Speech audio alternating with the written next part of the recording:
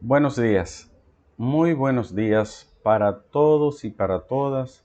En este domingo, domingo sin estrés, como cada domingo, un tema de interés histórico, humano, científico, tratado de manera muy breve y de forma muy sucinta, resumida, para estimular a investigar y a buscar datos, hechos, biografías, momentos de la historia humana, porque no todo es política.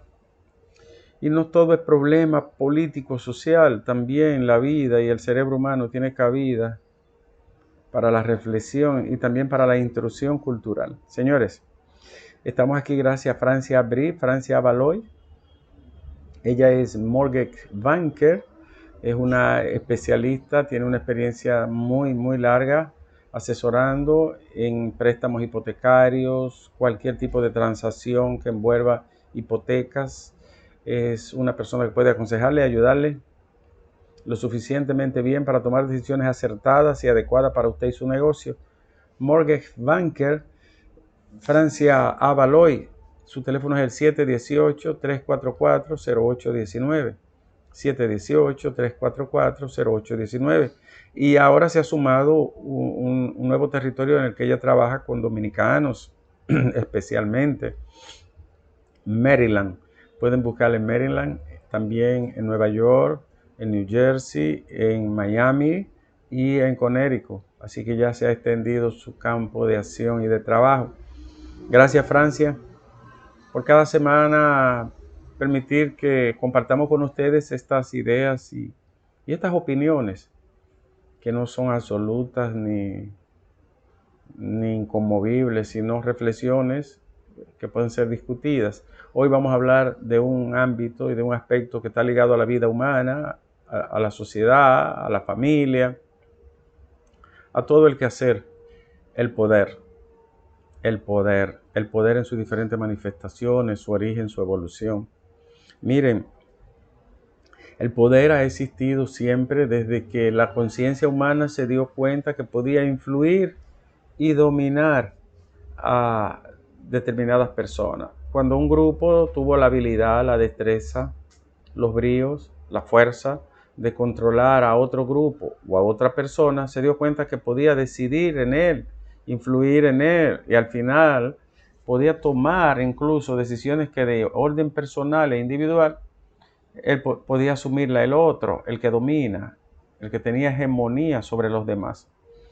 La historia no cuenta, y es difícil hurgar e indagar propiamente en un periodo de la humanidad que se pueda decir el punto de partida es tal fecha. Es difícil datarlo, fecharlo, porque es una cronología muy escarpada y muy dilatada en la historia. Pero se puede partir de un punto de la evolución humana. Por ejemplo, hace 10.000 años se dio la revolución agrícola. ¿Qué fue la revolución agrícola en la familia humana? Bueno, que las personas se dieron cuenta que si cercaban un predio, si cultivaban ahí de forma controlada, con canteros, con agua, sacaban la hierba y podían, en vez de recolectar y de agarrar lo que apareciera al azar, utilizar la domesticación de los vegetales y de la mata, entonces se tenía mejores resultados y mayor producción. Si un grano, una gramínea como el arroz o el trigo, pues era tratado con unas acequias, con unos canalitos, con unos canteros, y eso estaba bajo control humano, pues entonces se podía obtener más productividad y había más grano para cuando viniera el frío o para guardar, para lo que fuere. Hace 10.000 años ese fenómeno produjo la revolución agrícola. En lugar de andar buscando pedacitos, trozos de forma nómada y de andar caminando, ¿verdad?, por la selva, por los bosques y por la llanura, el ser humano descubrió que podía cultivar y domesticar, entre comillas, plantas. Se dice que la primera domesticación que tiene un órgano vivo es el hombre a los vegetales de forma masiva. Entonces, ¿qué ocurrió? Bueno, hay un historiador, antropólogo, un hombre muy culto, que es muy famoso en esta era, se llama Noah Yuval Harari. Es judío y es un investigador y un experto en los temas históricos. Y dice él, Harari, porque es una autoridad, se cita, que cuando ese sujeto que empezó a cultivar la tierra de esa forma, y es el inicio de la agricultura tecnificada, modernizada, se dio cuenta que podía poner a otros a hacer ese trabajo, dirigirlo, y sumar otro más y otro más y otro más, hasta que tenía una cantidad de personas a los cuales al final le daba parte de eso, de lo que se cosechaba, de lo que se producía. Entonces, ese ser humano tuvo la cosmovisión de también decir, pero ven acá, yo puedo explotarlo, yo puedo dominarlo bajo esta condición. Por eso una de las historias que tiene más fuerza en el origen del poder y de la esclavitud es la que narra no solo Harari, otros como von Martin y otros filósofos e historiadores que hablan de que a partir de ahí empieza la explotación humana de un grupo sobre otro y se agrupan a determinados sujetos para esclavizarlo, dominarlo hasta un extremo que lo convierten en una fuerza física y en una cosa, perdón, que en lugar de ser sujeto de derecho de algo que era muy remoto en esa época, bueno, pues lo que es objeto de explotación. También una parte de la corriente marxista tiene esa opinión. Ahora, ¿qué es lo importante saber? Que esos 10.000 años atrás de lo que estamos hablando, se inició ese proceso. El individuo pensó, determinó y operó teniendo dominio sobre el otro o sobre otros. ¿Y cómo lo hacía? Con la fuerza. El que tenía mejor arco, mejor flecha, mejor hacha, mejor piedra. El que tenía más miembros varones en su familia podía entonces dominar. Ahora, la agricultura no daba para todo y fue necesario moverse y salir a cazar y a recolectar frutos de otra índole. Entonces las mujeres se quedaban con los canteros agrícolas y por eso las mujeres son las iniciadoras de la agricultura, porque ellas se quedaban con su cría, con su prole y ahí atendían también a los vegetales, los árboles, los arbustos, en fin, lo que estaba destinado a producir algo. Mientras el hombre cazaba y recolectaba, ellas se quedaban ahí. Entonces el hombre podía caminar y moverse y la mujer se quedó allí. Entonces esto está muy sujeto, atada a la tierra, ¿no? La mujer atada a la tierra desde los inicios. Por eso cuando las mujeres son esclavizadas 2 veces. En el sujeto que domina por varón, porque es el que pelea, porque es el que defiende, porque los varones son los que cuidan la tribu, la horda, de los grupos que vienen, y la tiene bajo control, y también porque está sometida a la productividad en esos inicios remotos. Pero sin abundar más en esa parte de la historia antropológica y de ese aspecto. Miren, el mismo Yuval Harari dice que se creía que los perros que fueron domesticados de los lobos, se creía que era hace 10.000 años con la agricultura. Pero ¿qué ocurrió? En una ciudad antiquísima al este de Turquía, Anatolia, se llama, una ciudad antigua, se hicieron unos descubrimientos arqueológicos formidables. Estos descubrimientos arqueológicos datan de 15.000 años, es 5.000 años antes que esto que yo estoy diciendo. ¿Y qué encontraron? Varias tumbas de personas enterradas con su perro, con su niño, con su esposa. ¿Quién la enterraba? Bueno, si morían, si fueron que la envenenaron, si murieron por otra razón, si fueron asesinadas por otro grupo, tribu. El hecho es que la familia o los depositarios, ¿no?, de esa ciudad, los deudos de esa persona los enterraban con los animales. Ahí se sabe, por ende, que en Göbekli Tepe, se llama la ciudad Göbekli Tepe, aparecen entierros con su perro. Significa que el perro fue domesticado antes de los 10.000 años que estamos hablando. Esto lo digo para un punto de partida.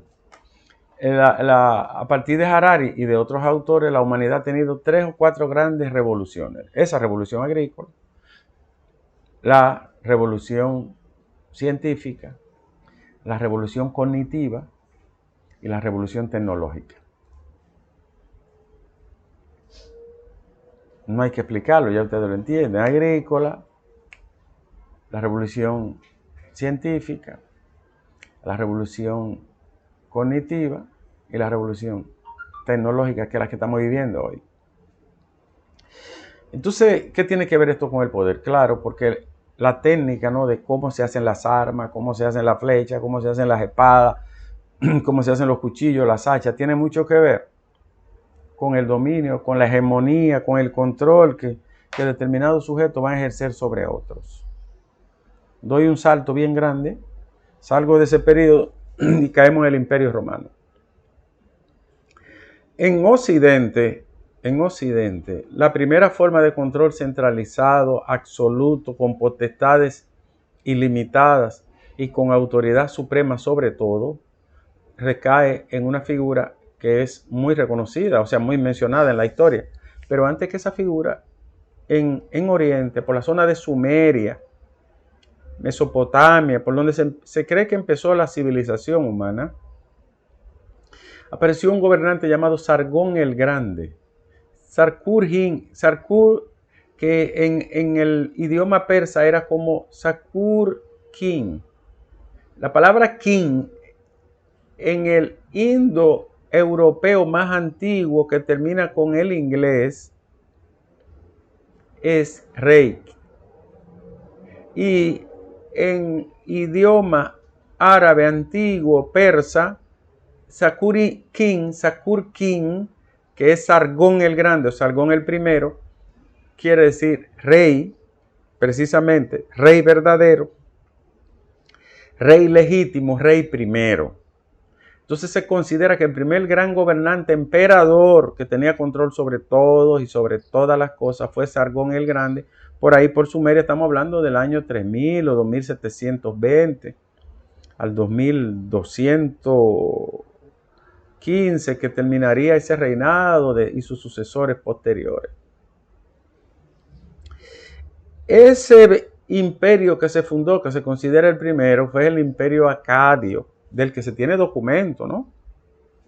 Porque puede haber existido otro. Y estoy hablando de Occidente, no de Oriente, porque en Oriente puede haber ocurrido con mayor anterioridad y en un espacio de tiempo mucho más prolongado en la historia, reinos, emperadores, gobernantes, etc. Dinastías, que era la que existían entonces. Ahora, Sargón encarna el imperio acadio, que es un imperio de esa región persa y mesopotámica. Mesopotamia, como ustedes saben, es Irak hoy, que es la tierra entre el río Tigris y el Éufrates, de la que nos hablaban en la escuela secundaria cuando estábamos en el bachillerato. Una de las zonas más fértiles por el baño, las aguas, el limo que arrastra esas corrientes de agua. Entonces, ¿qué quiero decir con esto? Volviendo a Occidente, a Roma, en el año 63 a.C. nació un hombre que con el tiempo se llamó Augusto. Augusto también le llamaron César y también le llamaron Excelso. Augusto quiere decir eso, reconocido, excelso, sublime. Ese hombre se considera el primer emperador del mundo occidental, no de aquel lado como hablé ahorita de Oriente, sino de Occidente. Y Augusto inaugura el Imperio Romano desde el año 27 a.C. y su mandato se extiende hasta el año 14 de la era cristiana. Gobernó 41 años, fue el que más duró. Él es el sucesor de la caída de la República Romana para convertirse en imperio, en ese histórico imperio que de tanto se habla y del que nos hablan desde la niñez y del que se seguirá hablando a través de la historia. Entonces gobernó 41 años y entonces él dijo, para yo gobernar necesito tener dos cosas, autoritas y potestas. ¿Qué significa autoritas y potestas? Potestad absoluta, legibus absolutus, y autoritas, autoridad total. Y entonces se le concede eso y lo nombra el Senado, lo nombra emperador. Imperatum quiere decir que impera sobre todos los demás y sobre todas las cosas. Y ahí se funda el Imperio Romano. Señores, la mayoría de la gerencia del ejército, del dominio, de la hegemonía, del control, de todos los ritos del poder son herencia pura y dura del aparato de dominio bélico y cultural que tuvo Roma con el inicio de este señor llamado Augusto.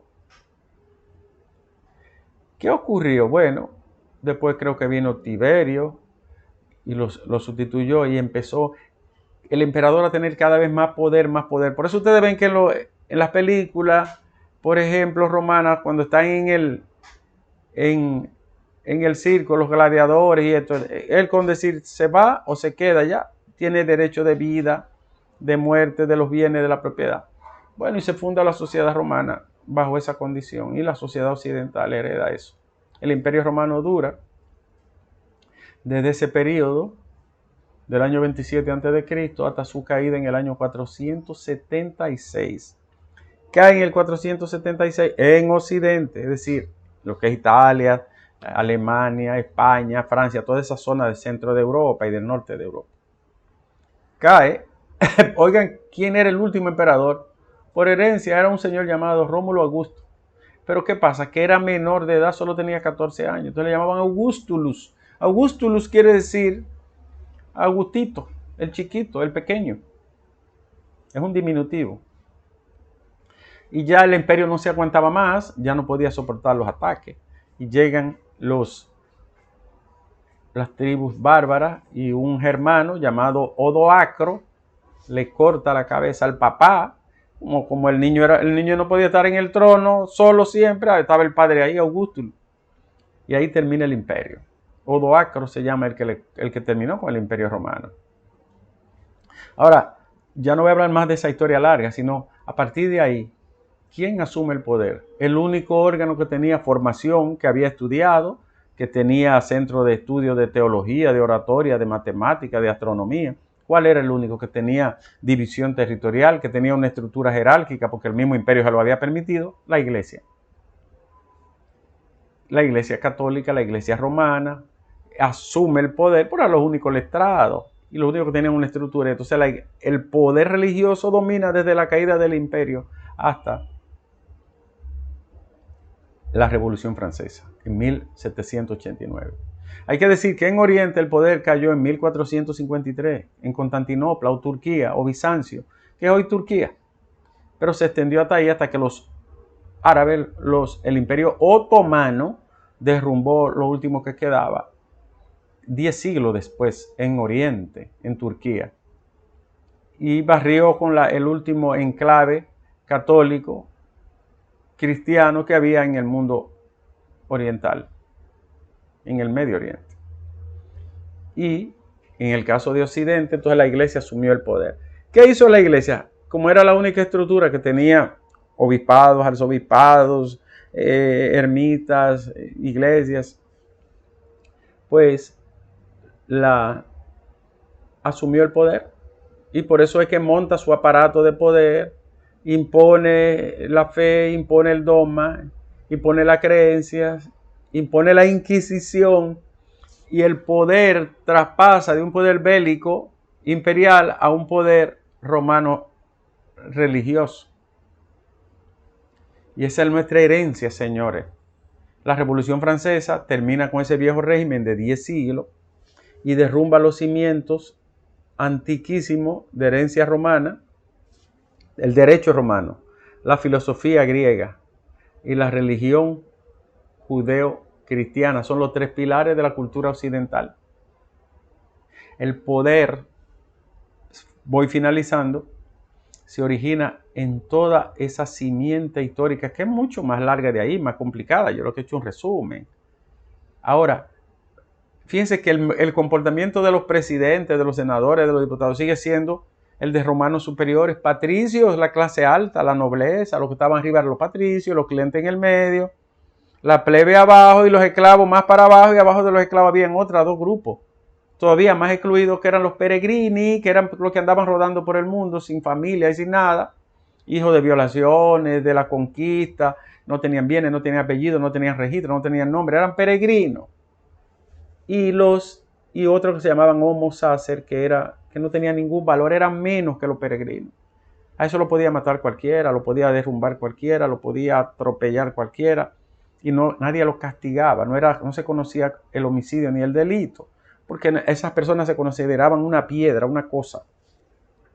Ahí nace la exclusión humana, formalizada, legalizada, jurídicamente construida. Estaban excluidos de todo. Y entonces eso se traspasa siglo sobre siglo a diferentes grupos, a las mujeres, a los negros, a los que son diferentes, a los raros, a los homosexuales, y se empieza a etiquetar y a excluir ese mundo. A los que disienten, y todo eso se hereda, señores, hasta hoy. Claro, se va derrumbando todos esos mitos y la dignidad humana va alcanzando y alcanzando y alcanzando esas prerrogativas que llamamos derechos. Es una escalera imparable, ascendente. La Revolución Francesa derrumbó ese viejo estamento y canon cultural, pero sus raíces eran tan profundas y tan largas que perduraron en el tiempo. Todavía los rituales que ustedes ven del poder y del dominio, porque el poder y el dominio se usa para abusar, también para ordenar, para controlar, para desarrollar, pero si se vuelve absolutos y niega la ley y niega los límites, entonces el poder se vuelve avasallante y atropellante de los derechos y de la dignidad. Todo este aparato de poder que nosotros vemos, los diputados que se ponen barrilitos, cofrecitos, es porque ellos se consideran todavía bajo esa vetusta condición antigua, esa antiguaya humana, que son superiores. Por eso tienen la inmunidad, no lo pueden atrapar, no pueden apresar. Todo eso es herencia de los rituales y de los mitos construidos sobre esa base de las autoritas y la potestas.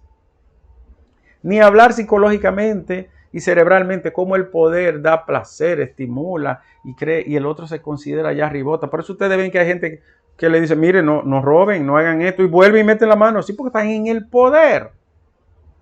Y ven lo que está pasando, preso uno y el otro, y van y roban. Porque creen que no tienen límite, que son intocables o que se van a escabullir, porque esa concesión, esa cosmovisión, ese Weltanschauung, como dicen los alemanes, es inconmovible. La herencia del poder es que era intocable, imbatible. Imagínense, un rey decidía sobre su propiedad, sobre sus bienes, sobre su vida. Un rey decidía todo, porque era investido de la presencia de Dios en la tierra. Por eso los tribunales eran altos, los jueces, porque los jueces eran representantes del rey y el rey de Dios. Y entonces el tribunal, el juez allá arriba, y los enjuiciados y los demás abajo, no podían estar en el mismo plano. Todo esa parafernalia, hay muchas cosas más, son herencia histórica de eso. He querido hacer solo un resumen histórico del origen del poder, del dominio, de la hegemonía, del control sobre los otros. Claro, es mucho más de ahí, es más largo, pero solo he querido hablar de esa parte inicial de la historia para que sepan que toda esta parafernalia que ustedes ven, jipetas distintas, seguridad, hay que abrirle la puerta, todos son herencia vetusta, antiguaya, anquilosada, de un viejo sistema que surgió de esto que yo le acabo de señalar. Cada vez más el ciudadano gana terreno, le quita poder al Estado, le gana derechos, y esa es la dialéctica de los derechos humanos y de los derechos fundamentales y de los derechos ciudadanos y políticos y culturales individuales que va ganando la persona a ese aparato que se llama Leviatán, Estado, Imperio, como quieran llamarle. Y eso es indeclinable, cada vez el ciudadano tendrá más poder y cada vez el Estado cederá más y cederá más. Todos los derechos se le arrancan al Estado. Es el único que viola los derechos humanos. Y así ha sido el discurrir de la historia humana. En la segunda parte, en el segundo capítulo, hablaré entonces de la forma moderna del poder y sus diferentes variables. Señores, gracias a Francia Brie, Francia Valois, Mortgage Banker, asesora en hipotecas para la gente de Maryland, Connecticut, Nueva York, New Jersey y Miami. Un abrazo para todos. Nos vemos.